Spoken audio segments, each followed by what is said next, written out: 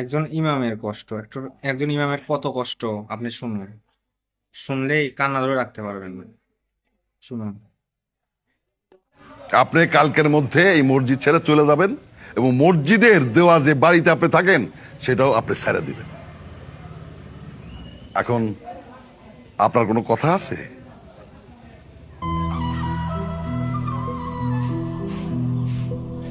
আল্লাহ তাআলা আমার জন্য যেটা ফয়সালা করে রাখছেন তার উপরে আমার কোনো আফসোস বা কোনো কষ্ট নাই।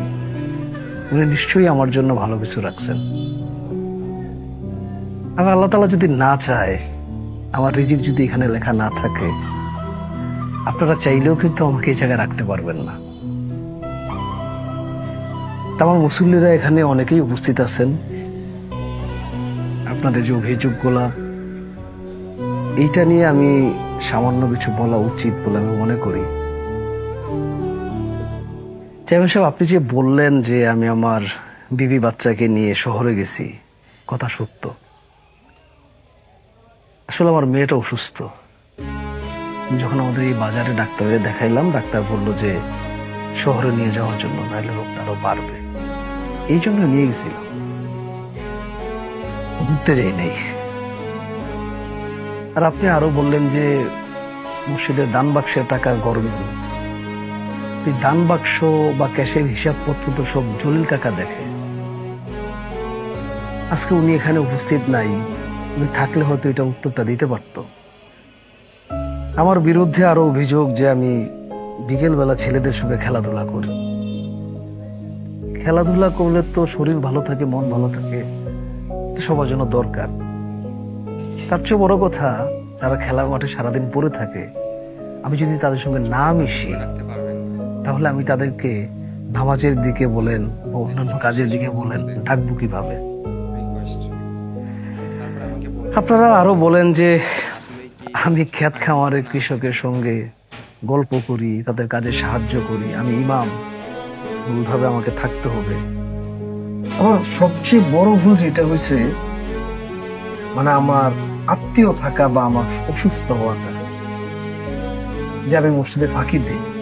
কারণ আমার আত্মীয় কেনই বা থাকবে, কেনই বা সে মারা যাবে, বা আমি কেনই বা সেই জানাজায় যাবো। আমার তো যাওয়া উচিত হয় নাই, মসজিদে নামাজটা দেয় কিনা। আর আমি অসুস্থ হয়েছিলাম 2 দিন, এটা সত্য। আমি আসলে বিছানা থেকে উঠতে পারি নাই, সেইটা উচিত হয় নাই। আমার বোঝা উচিত ছিল যে আমি ছাড়া নামাজটা পড়াবে কে, কারণ ইমামদের তো এই স্তর কোনো অধিকার নেই। আসলে চেয়ারম্যান সাহেব, ইমামদের তো অনেক সম্মান। একদম সংসদে যখন সংসদ শুরু হয়, তখন ইমাম সাহেব দোয়া দিয়ে শুরু করেন, কোরআন তেলাওয়াত দিয়ে শুরু করেন। সরকারি বেসরকারি যে কোনো প্রোগ্রামে আমাদেরকে আপনারা আগ বাড়ায় রাখেন, আমরা কোরআন তেলাওয়াত দিয়ে শুরু করি, দোয়া দিয়ে শেষ করি। অনেক সম্মান আমাদের। কিন্তু আমরা কি বলবো কি বলবো না, সেটাও কিন্তু আপনারা অনেক সময় ঠিক করে দেন। আমরা কিন্তু ঠিকঠাক কথাও বলতে পারি না। ইমাম অর্থ তো নেতা, নেতাকে আপনারা অনেক সম্মান দেন, কিন্তু সম্মানিটা না দেন না।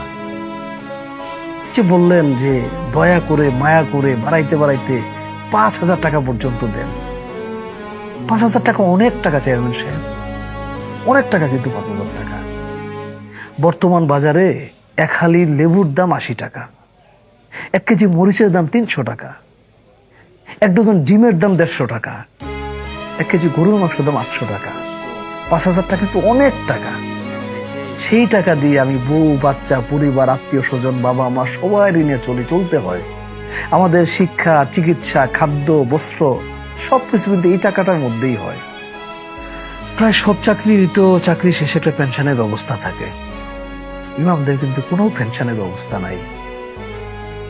তারা এক আল্লাহর উপর ভরসা করে চলে। আপনাদের বেতনে দান দক্ষিণায় বলেন বা যেভাবেই বলেন না কেন, আল্লাহ তাদেরকে চালায় নেয়। চেয়ারম্যান সাহেব, আমি আগামীকাল চলে যেতেছি, কিন্তু এই আল্লাহর ঘর মসজিদ তো চলমান থাকবো। এখানে তার একজন ইমাম লাগবো। সেই ইমামকে দয়া করে 5,000 টাকা বেতন দিয়েন না, তার 3,000 টাকা বেতন দিয়েন। কারণ ইমামের খাইতে হয় না, তার পরিবার নাই।